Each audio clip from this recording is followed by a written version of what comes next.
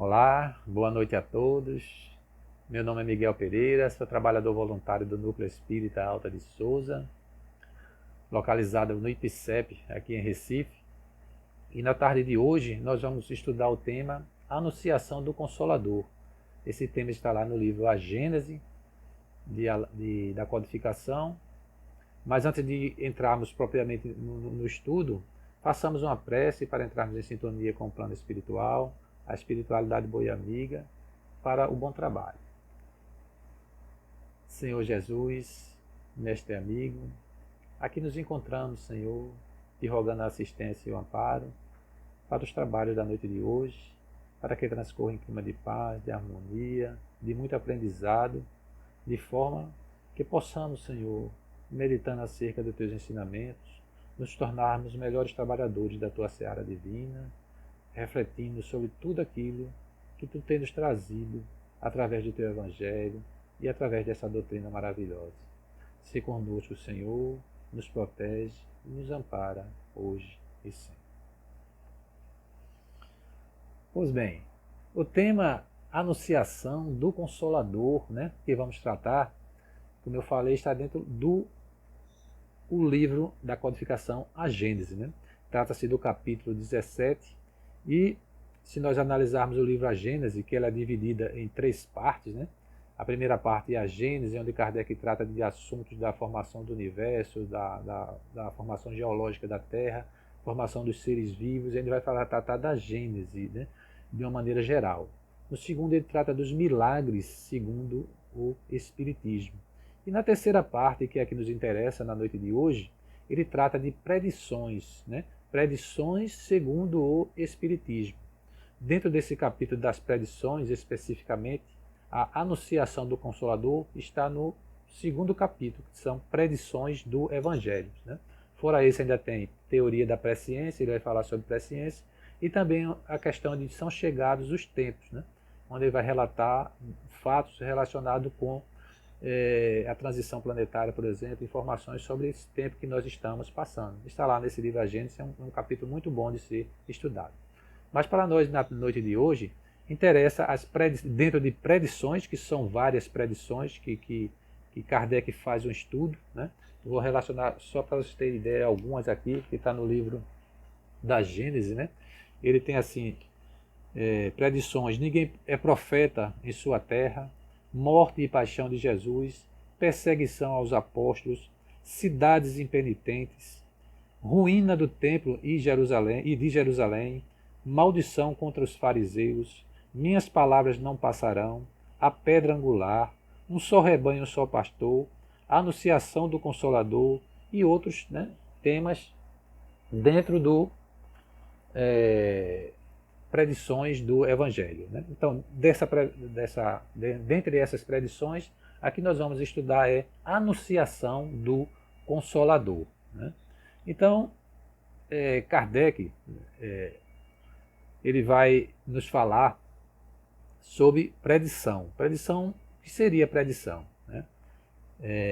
No dicionário, nós vamos encontrar o seguinte significado para predição: ato ou efeito de predizer, de afirmar o que vai acontecer no futuro, profecia, previsão, vaticínio. Então, tudo isso que eu falei dentro de predições do Evangelho está relacionado com coisas que o Cristo falou, está lá no Evangelho e que estão relacionados com fatos, acontecimentos que iriam acontecer no futuro em relação a Cristo. Então, quando Cristo fala do Consolador, então, se o Consolador ele está no tempo atual, ele lá falou no tempo dele, relacionando algo que iria acontecer no futuro. Então, ele falou da ruína do templo de Jerusalém, por exemplo. Ele falou da sua própria morte, tudo aquilo que ele ia passar, as dores, o sofrimento, até ser crucificado. Ele falou do que iria acontecer com os apóstolos, o sofrimento também que eles iriam passar. Então, diversos fatos, acontecimentos, Jesus ele sabia que ia acontecer e ele revelava de acordo com as necessidades. Então, sob predição, a gente vai buscar, então, se é possível se fazer predição, essas profecias, das coisas que irão acontecer no futuro. Aí, procurando na doutrina espírita, a questão 868, ela nos diz o seguinte, que o futuro, só em casos raros e excepcionais, permite Deus seja revelado ao homem. Ou seja, aí a gente já vai entender que não é algo que acontece assim fácil, né? Então, se você está tendo muita informação com muitas facilidades sobre coisas que irão acontecer no futuro, não é bem assim. Então, os espíritos dizem que o futuro só em casos raros e excepcionais, então Deus permite que seja revelado ao homem. E diz assim, em princípio, o futuro lhe é oculto. Ou seja, nós aqui encarnados, a princípio, não é para que nós ficarmos sabendo das coisas que irão acontecer no futuro. Isso em relação ao nosso grau de evolução. Porque em outra questão, lá no Livro dos Médiuns, ele vai dizer que no futuro isso aí será uma coisa comum, né? Então isso aí terá uma razão de ser, né? Certamente, a partir do momento que você não tem tantas coisas que não possam lhe ser reveladas, principalmente em relação ao seu comportamento passados, então você certamente poderá saber de coisas que poderão acontecer no futuro, né? Então, no Livro dos Médiuns também, existe uma referência sobre predição. Lá no capítulo 27, 26, né, na segunda parte do Livro dos Médiuns, os espíritos disseram o seguinte a Kardec. Os espíritos dizem a Kardec que, quando é conveniente, Deus lhe permite que revelarem certas coisas para o bem. Então, vejam como é que, ali, primeiro Deus, eu falei lá, né, que Deus, casos raros e excepcionais, Deus permite.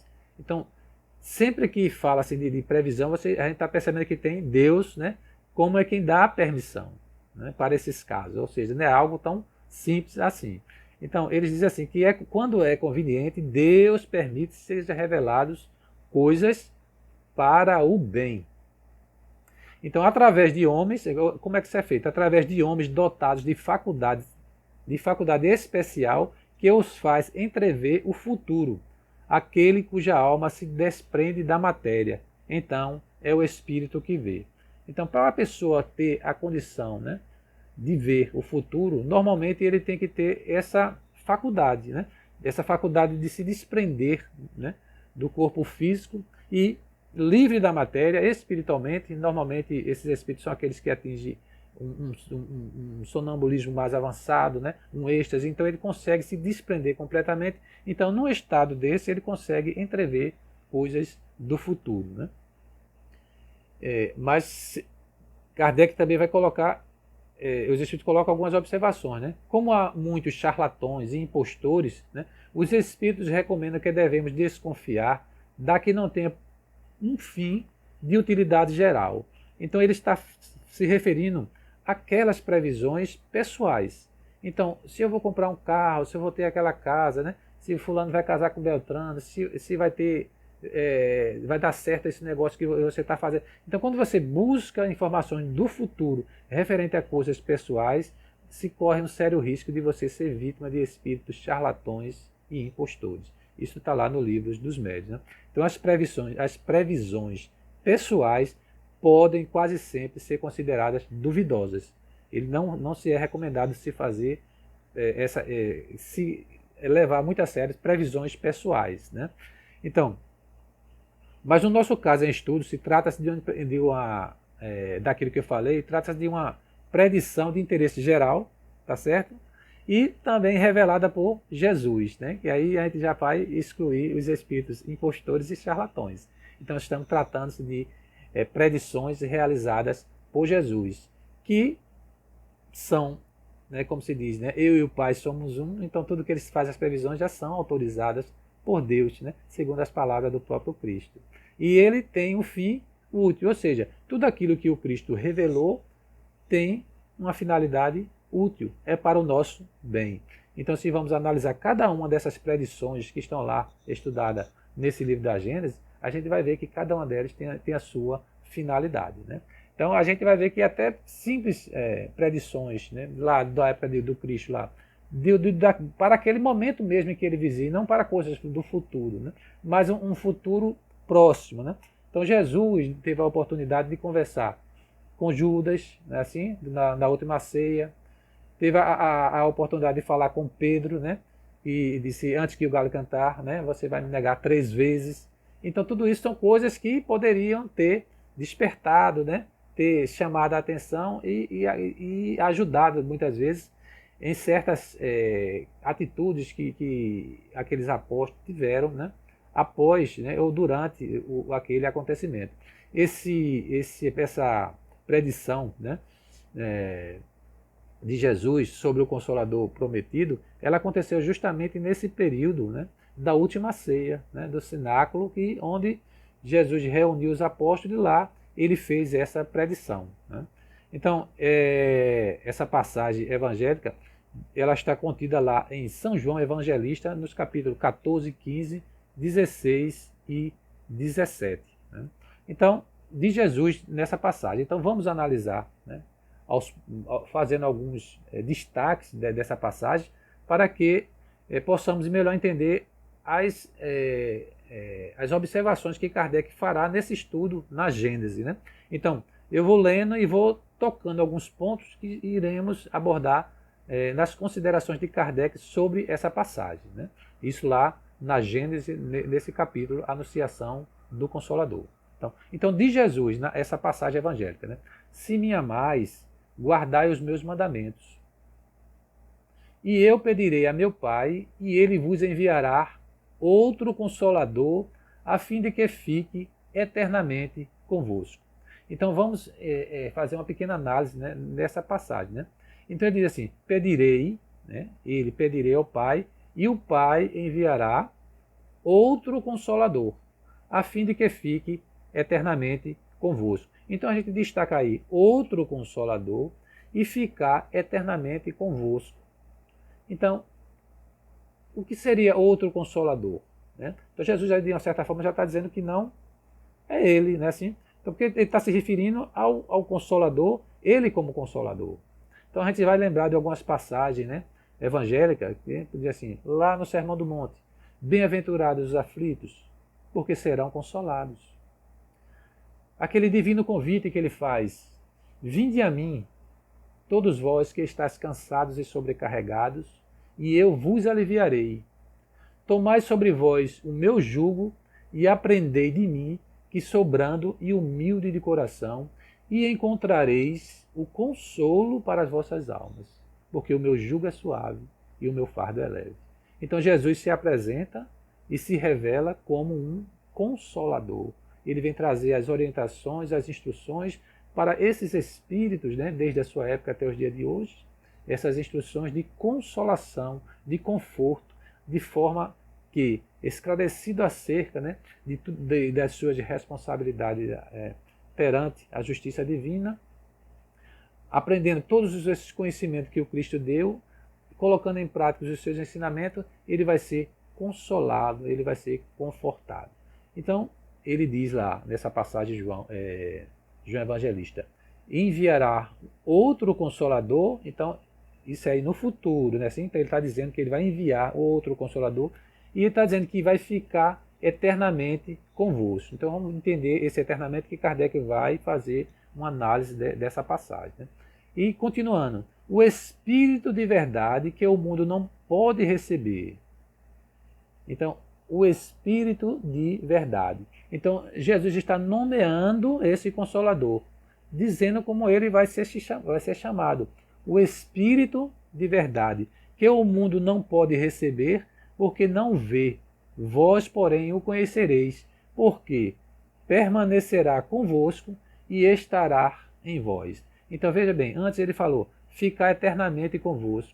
E depois ele diz, porque permanecerá convosco e estará em vós. Né? Então, chamando a atenção para essas frases, esses detalhes, que vamos abordar mais na frente com Kardec. Né?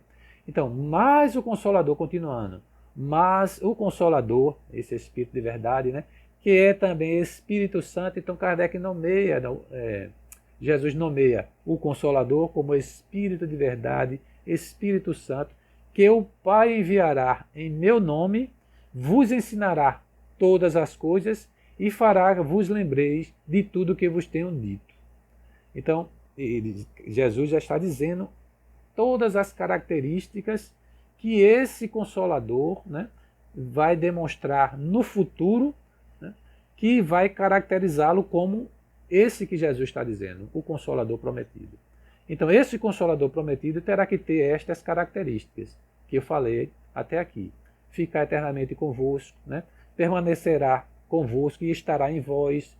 Ele vai ensinar todas as coisas e tudo e lembrar de tudo que eu tenho dito, né?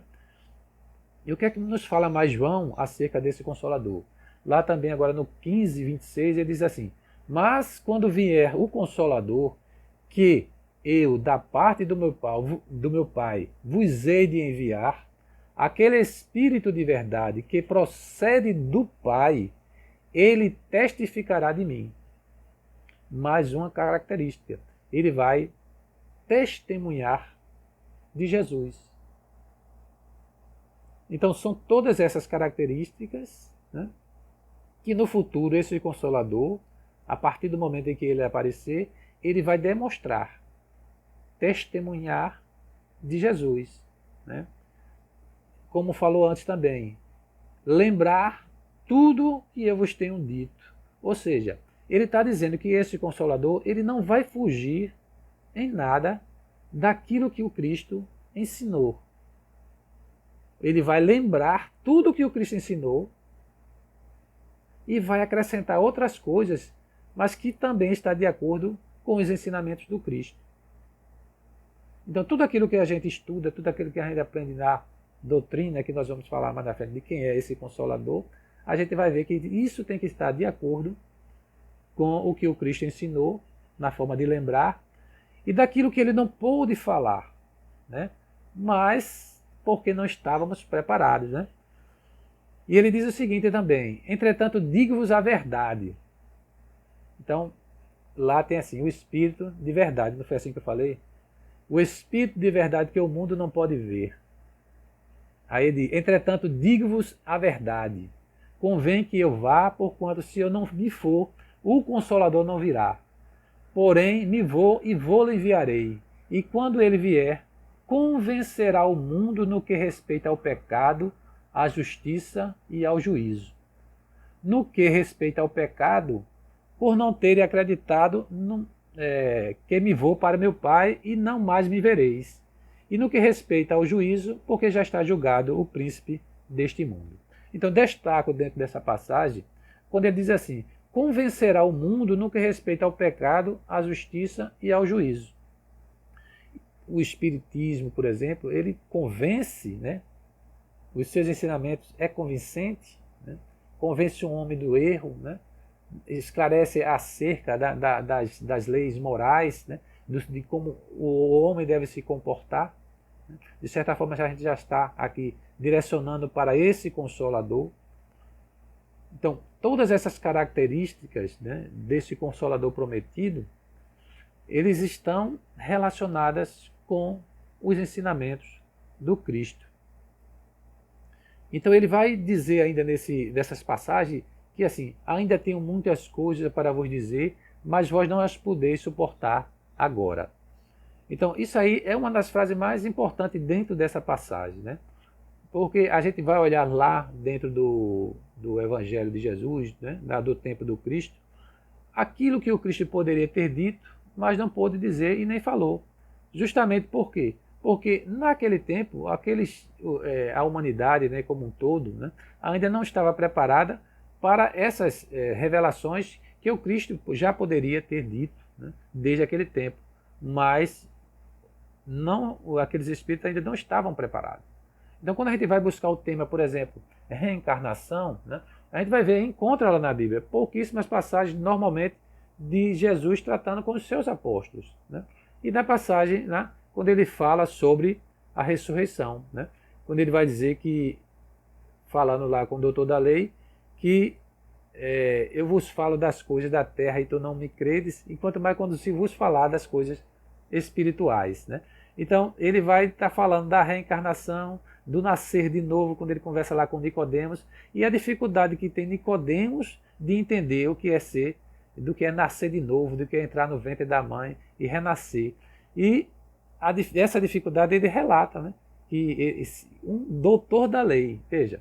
Então imagine o grande povo, a massa, para naquele tempo compreender todos os ensinamentos que o Cristo poderia ter dito. Então, Jesus então disse, eu tenho muitas coisas para vos dizer, mas não podeis suportar agora. Agora sim, quando vier o Espírito de verdade, ele vos guiará em toda a verdade. Então observe bem nessa passagem. Ele diz que tem muita coisa para dizer, mas que os apóstolos, os discípulos lá não tinham condições de suportá-las naquele momento. Mas quando vier o Espírito de verdade, ele, os apóstolos, seriam guiados por esse Consolador. Então ele está falando como se, naquele tempo, falando para os apóstolos, dizendo que não poderia dizer tudo para ele, mas que no futuro eles iriam saber através do Consolador. Então como é que ele vai? Quanto tempo ia durar para eles, desde aquele tempo, receber esses novos conhecimentos com o Consolador? Aí é que vem a questão, e vamos falar também, né, Kardec coloca, a importância de se entender a reencarnação. Né? Então naquele tempo ele não tinha condições, mas durante todo esse tempo, até os dias atuais, eles foram se preparando, né? Tendo a evolução, o crescimento espiritual, para que hoje eles possam receber o ensinamento de uma forma completa, precisa e de que eles possam compreendê-las, né? Racionalmente, coisa que naquele tempo eles ainda não estavam preparados. E ele diz assim, quando vier o Espírito de verdade, como eu falei, ele vos guiará em toda a verdade, porquanto não falará de si mesmo, mais uma vez, dizendo que o Espiritismo, né, a gente já colocando o Espiritismo como um Consolador prometido, ele não vai falar de si mesmo, né, mas dirá tudo o que tenha escutado e vos anunciará as coisas por vindouras, dando outras características desse Consolador. Ele vai falar de tudo, né? E se falar de tudo, a gente imagina que seja tanto coisas novas, como tudo aquilo que o Cristo falou e que ao longo do tempo elas foram desvirtuadas, foram, de certa forma, retiradas do seu real significado. E daquilo de tudo novo que a gente tem através da doutrina espírita, que ela vai agora nos falar de coisas que complementam aquilo que o Cristo falou e inclui novas informações que o Consolador traz, que é como se fosse Deus permitindo esta revelação. Então, a gente imaginar que em 1857, quando da revelação, publicação do Livro dos Espíritos, né? Então já se trabalhava a questão da pluralidade dos mundos habitados. Né? Imagine no tempo do Cristo alguém falar do que vinha a ser um mundo, um globo, né? Fora a Terra, né? Que a Terra era o centro do universo, imaginemos. Então, aí você vem dizer, todos os globos do universo são habitados. Então é uma informação que vem através do Consolador, com a permissão de Deus, de Jesus. E que hoje, né, quer dizer, 1857, e só agora, no final do século passado e agora no século XXI, é que está se tornando, verificando a possibilidade da existência de planetas que tenham condições de ter vida, né, igual à nossa. Ou seja, a ciência ainda busca a existência de planetas com condições de terem vidas iguais a nós. Enquanto que o Espiritismo, desde 1857, diz que em todos os globos são habitados. Então, no universo, a gente vai encontrar a diversidade de globos que existe, muitos deles semelhantes ao nosso, podem ter vida iguais ou semelhantes a nós, mas tem outros que têm vida completamente diferente da nossa, mas não deixa de ser habitados por espíritos. Então vejam que como esse conhecimento que começou com Jesus, né? Há muitas moradas na casa do Pai, né? E vem para a doutrina espírita, né? Todos, né? A pluralidade dos mundos habitados. E agora que a ciência ainda está procurando a vida semelhante a nós. Então veja o que é uma revelação. Né? Então algo que Deus nos permite que nós espíritas saibamos, né? E esperando agora que a ciência vá e agora encontrei um planeta que tem vida semelhante à nossa, né? Tem as condições de vida semelhantes a nós. E mesmo assim a gente já vai saber que todos os globos do universo são habitados por espíritos em diversos níveis, né, de evolução espiritual. Né? Então essa é a passagem onde Jesus anuncia o Cristo Consolador. Agora vamos para as considerações de Kardec acerca dessa passagem. Né? Então, primeiramente, Kardec diz o seguinte, esta é uma das predições mais importantes do ponto de vista religioso, porque comprova sem qualquer equívoco que Jesus não disse tudo o que tinha de dizer. Então, isso aí, essa passagem, né, que muitas coisas tenho para vos dizer, mas não poder suportá-las agora, Kardec diz que isso aí é muito importante do ponto de vista religioso, porque caracteriza aquilo que Jesus não disse, né? Ou seja, Jesus não disse tudo o que tinha para dizer. E como consequência, né, pela razão de que não teriam compreendido nem mesmo seus apóstolos, né, aquilo que eu estava falando, visto que a eles é que o mestre se dirigia. E em cima dessa informação, ele diz o seguinte, que as religiões que se fundaram no Evangelho, ou seja, após o advento do Cristo, né, após o Cristo partir, né, ao longo dos séculos, né, as religiões que se fundaram no Evangelho não podem, pois, dizer-se possuidoras de toda a verdade. Porquanto ele, Jesus, reservou para si, né, e o Pai, né, a complementação. Então eu vou e vos enviarei, né? Ele está dizendo que lá ele enviar no futuro. Então, no futuro de seus, né, esses ensinamentos. Então, o princípio que muitas religiões falam da imutabilidade em que elas se firmam, essas religiões, constitui um desmentido às próprias palavras do Cristo. Ou seja, o Cristo ele falou que ia vir um Consolador para revelar coisas novas, lembrar o que ele falou. Mas muitas religiões, principalmente ao longo desses séculos, eles eram detentoras da verdade. Fora a sua religião, muitas vezes não há salvação. Fora a observação, ou seja, a interpretação de tal religião, não há salvação. Enquanto que essa passagem, Jesus, quando diz que no futuro iria mandar um Consolador para complementar aquilo que ele tinha falado, porque ele não tinha dito tudo, então essa verdade que muitas religiões falam, ela não tem sentido, porque só teria sentido após a vinda desse Consolador. Outra consideração de Kardec sobre esta passagem, né, do Consolador. Né?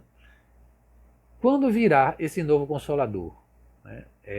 Então, muitas informações, muitas interpretações de outras religiões vem falar da questão do Pentecostes, né? Que quando houve os apóstolos começaram a falar em línguas, né? Tiveram a mediunidade, por dizer assim, aflorada, né? E começaram a profetizar, começaram a curar. Ele diz assim que muitas vezes ali foi a chegada do Consolador. Mas se analisarmos de fato o que ocorreu, não está de acordo com o que nós apresentamos do Consolador. Porque esse fato ocorreu pouco tempo depois da partida do Cristo. Pouco tempo é dias, não é anos, séculos, dias. Ora, se Jesus, no tempo dele, falou que muitas coisas tinha para dizer, mas não poderia suportá-las agora, uns 60 dias, 70 dias depois já teria condições, e agora ele já teria condições de aprender tudo aquilo que o Cristo poderia ensinar. Então, sobre esse aspecto, fica claro que não se trata desse fenômeno do Pentecoste, né? Que os apóstolos tiveram esse momento. Mas aí Kardec nos diz o seguinte, Jesus, né, é evidente que na época em que Jesus falava, os homens não se achavam em estado de compreender as coisas que lhes restavam a dizer. Não seria em alguns anos apenas que poderiam adquirir as luzes necessárias a entendê-lo.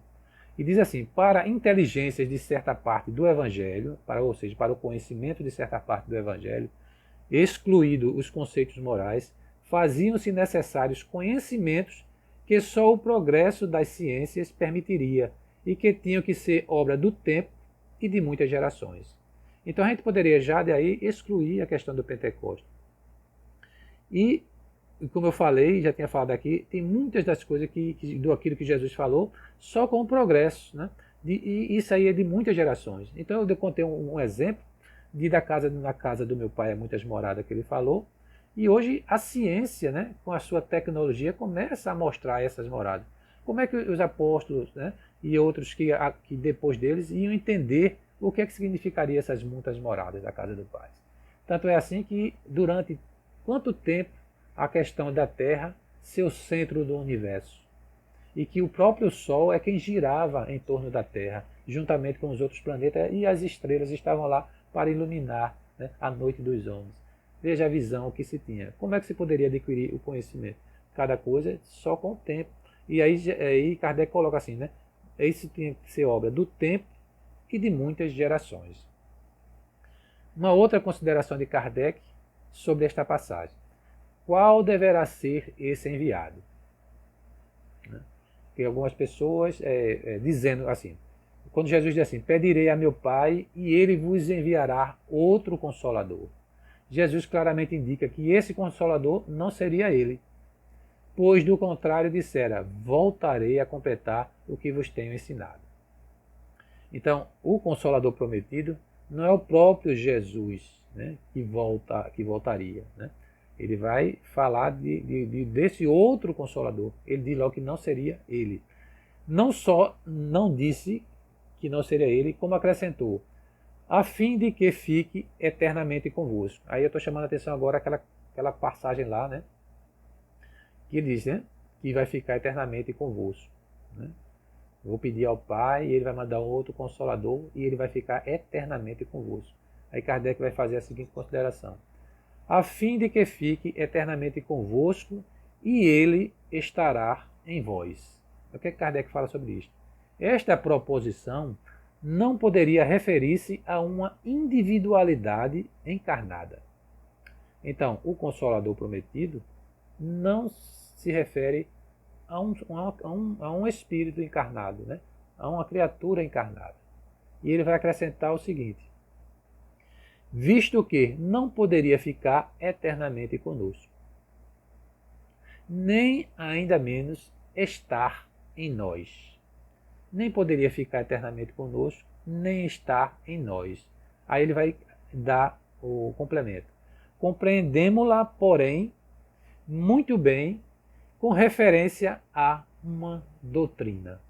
Então, em vez de ser uma pessoa, Kardec coloca que compreende muito bem com referência a uma doutrina.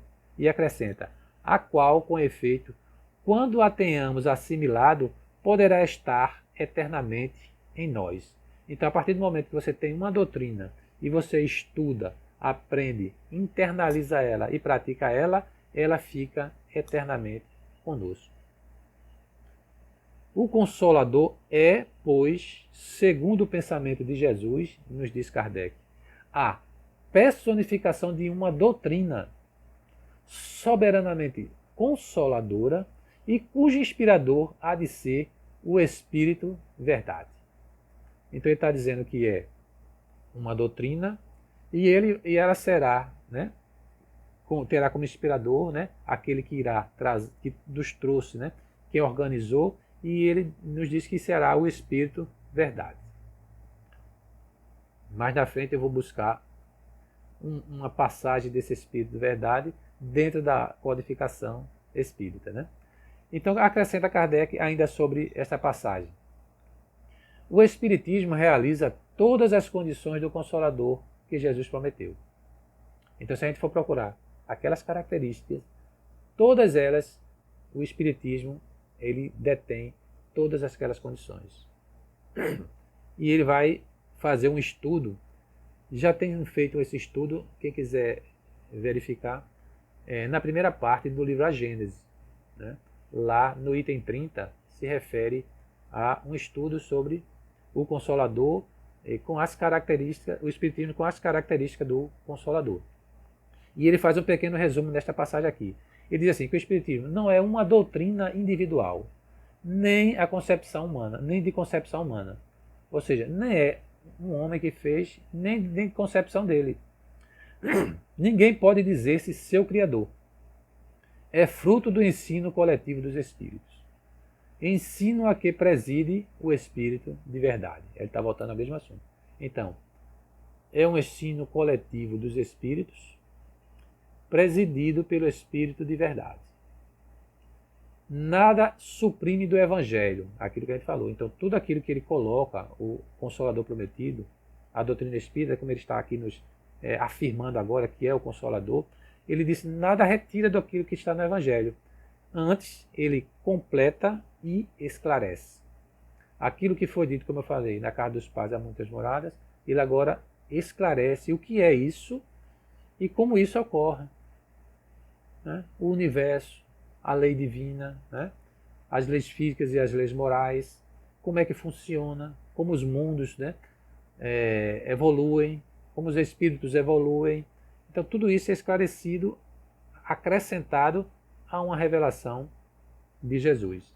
Então ele não suprime nada do Evangelho, ele completa e esclarece. Com o auxílio das novas leis que revela, é isso que eu falei agora. Ligadas essas leis à ciência, que a ciência já descobrira. Então, sempre que Kardec falava sempre assim, sempre que a ciência e o espiritismo vão andar sempre juntos, né? E não corre o risco de um contradizer o outro, porque se por acaso, ele dá um exemplo, se a ciência contradizer o espiritismo num determinado item, o espiritismo muda aquele item e vai seguir a ciência. Mas pelo que a gente vê até agora, as coisas estão continuando e a ciência é quem está confirmando o que está na doutrina espírita. Né? Então, faz-se compreenda o que era ininteligível e se admita a possibilidade daquilo que a incredulidade considerava inadmissível. Né? Então ele explica os milagres, né? Que é um estudo até nesse livro da Gênesis, né? E outras coisas que era considerado coisa do sobrenatural. Né? Então, teve precursores e profetas que lhe pressentiram a vinda, pela sua força moralizadora, ele prepara o reinado do bem na terra. Então, esse é o papel do Espiritismo como Consolador prometido. Então, quando Jesus dizia a seus apóstolos, outro virá mais tarde, que vos ensinará o que agora não posso ensinar, ele anunciava a Jesus a necessidade da reencarnação. Isso aqui eu comentei um pouco antes. Então, como poderia aqueles homens aproveitar do ensino mais completo que no futuro seria ensinado? Como estariam aptos a compreendê-lo se não tivesse que viver novamente? Né? Porque Jesus estava falando para ele e que ele, naquele momento ele não poderia, mas que no futuro sim. Né? E como é no futuro com milênios, né? Então só através da reencarnação. Né? Admita-se, ao contrário, que os apóstolos e os homens do tempo dele tenham vivido depois, né? Como ocorreu, que ainda hoje revivem, e plenamente justificada estará a promessa de Jesus. Ou seja, Jesus falou para aqueles espíritos, né, os seus apóstolos, que naquele momento eles não iam aprender, mas no futuro, através das diversas reencarnações, até chegar no Consolador, ele ia aprender todas essas coisas, ia ser lembrado de tudo aquilo que o Cristo ensinou e ainda teria novas revelações. E aí Kardec diz o seguinte: sem a reencarnação, a promessa de Jesus fora ilusória. Então aquela promessa só teria sentido para os apóstolos se colocasse a reencarnação. Isso está na Gênesis, no capítulo 17. Né? Então Kardec ainda faz outras considerações. Se disserem que essa promessa se cumpriu no dia de Pentecostes, como eu falei, ele diz assim que no Pentecostes, né, o Espírito Santo inspirou, desanuviou a inteligência, desenvolveu nele as aptidões mediúnicas destinadas a facilitar-lhes a missão. O Pentecoste fez isso, mas nada lhes ensinou daquilo que Jesus já ensinara.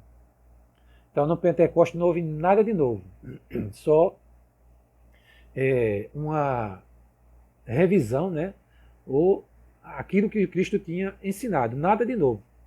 Então, o Espírito Santo, pois, não realizou o que Jesus anunciara relativamente ao Consolador. Então, se a gente for para o Pentecostes, a gente não vai ver as outras características que Cristo falou desse Consolador prometido. Né? Tudo que falou no Pentecostes era aquilo que Jesus já tinha ensinado antes, sem acrescentar nada de novo. Né? E Kardec, a gente busca agora, dentro do livro A Caminho da Luz, Emmanuel faz a seguinte colocação: que o Espírito Emmanuel qualifica Kardec como um discípulo de Jesus. Quem já leu aquele livro A Caminho da Luz vai verificar isso aí, né? Que Kardec é colocado como um discípulo de Jesus. Aproximavam-se os tempos em que Jesus deveria enviar ao mundo o Consolador, de acordo com as suas auspiciosas promessas, né? Aquilo que a gente falou. Apelos ardentes são dirigidos ao Divino Mestre pelos gênios tutelares dos povos terrestres. Assembleias numerosas se reúnem e confraternizam nos espaços, nas esferas mais próximas da Terra. um dos mais lúcidos discípulos do Cristo baixa à terra, compenetrado de sua missão consoladora. E 2 meses antes de Napoleão Bonaparte sagrar-se imperador, obrigando o Papa Pio VII a coroá-lo na igreja de Notre-Dame em Paris, nascia Allan Kardec a 3 de outubro de 1804, com a sagrada missão de abrir caminho ao Espiritismo, a grande voz do Consolador prometido, ao mundo pela misericórdia de Jesus Cristo. Isso aqui, Emmanuel nos mostra a missão de Kardec, dizendo que ele foi um dos apóstolos e que vinha, né, no tempo certo, na hora certa, trazer o Consolador prometido. Está no A Caminho da Luz, no capítulo 22, psicografia de Chico Xavier. E, para nós concluirmos o nosso estudo, eu trago então a passagem, né, do Evangelho segundo o Espiritismo, né, que fala do advento do Espírito de verdade. Né? Então a gente vê como a doutrina espírita ela foi planejada, organizada, nos mínimos detalhes. Né? Se a gente for para lá no Livro dos Espíritos, após a introdução tem os prolegômenos. Aí tem uma mensagem de vários espíritos. E tem assinando João Batista, João Evangelista, São Paulo, Sócrates. Aí tem lá o Espírito Verdade. Entre aqueles que escreveram e que fizeram a introdução, ou seja, que espíritos responsáveis pela revelação espírita. Introdução do Livro dos Espíritos, prolegômenos, olhem lá. Quem foram os espíritos que assinaram aquela mensagem que está lá nos prolegômenos? Dentre eles, o Espírito Verdade. E dentro do livro O Evangelho segundo o Espiritismo, a gente vai encontrar também mensagens do Espírito Verdade que se apresenta, né, na codificação. Com essa a gente encerra o nosso estudo. E ele diz o seguinte, no advento do Espírito de Verdade. Ele disse, e veja os termos que ele usa, né? Venham como outrora aos transviados filhos de Israel, trazer-vos a verdade e dissipar as trevas. Escutai-me. O Espiritismo, como o fez antigamente a minha palavra, tem de lembrar aos incrédulos que acima deles reina a verdade imutável, o Deus bom, o Deus grande, que faz germinem as plantas e se levantem as ondas. Revelei a doutrina divinal. Como um ceifeiro, reuni em feixes o bem espaço no seio da humanidade e disse, vinde a mim, todos vós que sofreis. Mas, ingratos, os homens afastaram-se do caminho reto e largo que conduz ao reino do meu Pai, e enveredaram pelas ásperas sendas da impiedade. Meu Pai não quer aniquilar a raça humana, quer que, ajudando-vos uns aos outros, mortos e vivos, né, os espíritos e os encarnados, isto é, mortos segundo a carne, porquanto não existe a morte, vos socorrais mutuamente, e que se faça ouvir não mais a voz dos profetas e dos apóstolos, mas a dos que já não vivem na terra, a clamar, orai e crede, pois que a morte é a ressurreição, sendo a vida a prova buscada, e durante a qual as virtudes que houverdes cultivado crescerão e se desenvolverão como cedro. Espíritas, amai-vos, este o primeiro ensinamento. Instruí-vos, este o segundo. No cristianismo encontram-se todas as verdades. São de origem humana os erros que nele se enraizaram. Eis que do além-túmulo, que já julgáveis o nada, vozes vos clamam, irmãos, nada perece. Jesus Cristo é o vencedor do mal, sede os vencedores da impiedade. Assina o Espírito Verdade. Então, o Espírito de Verdade, com essa mensagem, nós concluímos o nosso estudo acerca da anunciação do Consolador por Jesus dando-nos todas essas características as quais nós as encontramos no Espiritismo. Tudo aquilo que o Cristo falou do Consolador, nós encontramos no Espiritismo. E o Espiritismo vem com a sua missão de glorificá-lo. Não é assim? Ele diz lá, né? Ele me glorificará. O Espiritismo glorifica Jesus, revelando, relembrando todos os seus ensinamentos. Então a gente vai lá encontrar no Livro dos Espíritos qual o ser mais perfeito que Deus nos tem enviado para nos servir de guia e modelo. E os Espíritos responderam: vede Jesus, guia e modelo. Guia para que nós possamos por ele nos orientar e modelo para que nós possamos verificar a sua conduta, o seu comportamento, para colocarmos em nossas atitudes. E possamos então, meus irmãos, buscar no Cristo e nos ensinamentos da doutrina espírita a nossa modificação, o nosso crescimento espiritual e fazer com que, dessa forma, possamos ajudar o mundo, né, a caminhar para essa nova jornada de mundo de regeneração. Uma das missões também do Consolador Prometido é também fazer predições, principalmente estas referentes ao mundo de consolação. Desde lá, em 1857, nesse livro A Gênese, quando fala do mundo de regeneração que se aproxima, no capítulo final, ele nos fala de como se dará essa transformação, né? Essa modificação pelos espíritos que irão habitar o planeta, né? Pela sua categoria, né? Aquele do desejo do bem, né? Do amor ao próximo. E aqueles espíritos que não poderão mais aqui permanecer serão degradados para mundos inferiores para que lá eles possam dar continuidade ao seu desenvolvimento.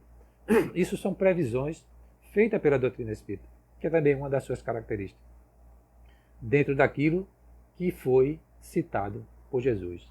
Então, que possamos então elevarmos o pensamento agora para agradecermos esta oportunidade que nos foi concedida para a divulgação da doutrina espírita, para a divulgação do Evangelho de Jesus e para a divulgação do Cristo.